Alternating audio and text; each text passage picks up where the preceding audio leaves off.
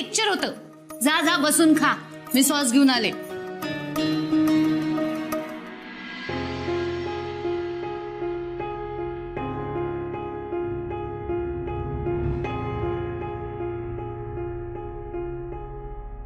ही थेरं चालू आहेत माझ्या मागे.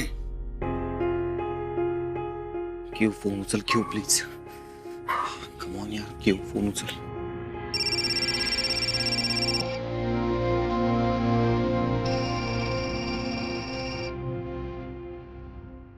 फोन दे. फोन दे की.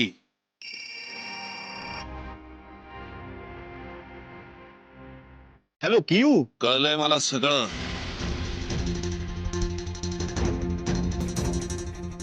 नाटकबाजी चालू होती ना तुमची माझ्या पाठीमागे, ताबडतोब बंद करायची.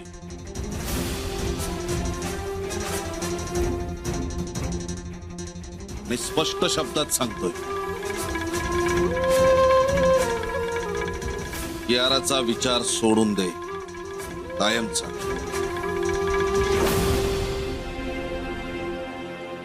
नाहीतर मी काय करू शकतो याची कल्पना आहे तुला.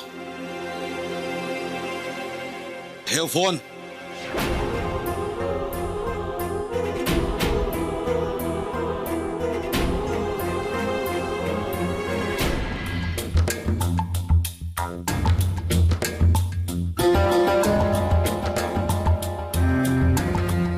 हो खरं हे सगळं. मी म्हणालो ना तुम्हाला, जशी मला माझी अमृता तशी ही तुमची कियारा. रडू नकोस बाळा. अगं ही गोष्ट किती दिवस लपवून ठेवणार होतीस तू? जे इतके दिवस तुम्ही दोघं मिळून माझ्या डोळ्यात धूळ फेकत होतात तर मग काय करणार हो? आय लव्ह अक्की आणि मी नाही राहू शकत त्याच्याशिवाय. तसंच तो पण नाही राहू शकत माझ्याशिवाय. आणि जसं त्याचं फोर्सफुली लग्न झालंय तसं मी माझं होऊ देणार नाही. मी अक्कीशिवाय कोणाशीही लग्न करणार नाहीये. Please please try to understand. हे बघा, अमृताही हेल्प करते आम्हाला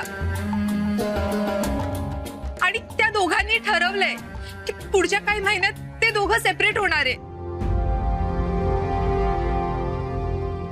मग मी आणि अक्की लग्न करणार आहोत. And this is final.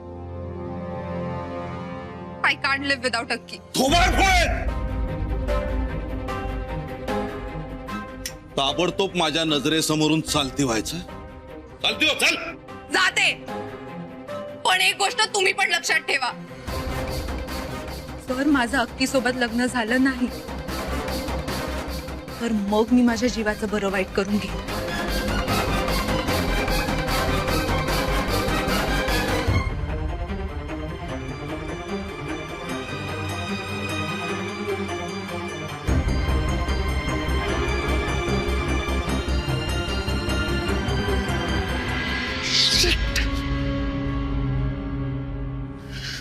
अक्षय, काय झालंय? बरं वाटत नाहीये का तुला? तुझी तब्येत बरी नाहीये का? अक्षय काय झालंय?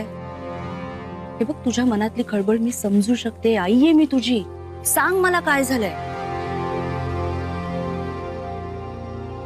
अक्षय, तुझा कियाराशी अजूनही संबंध आहे?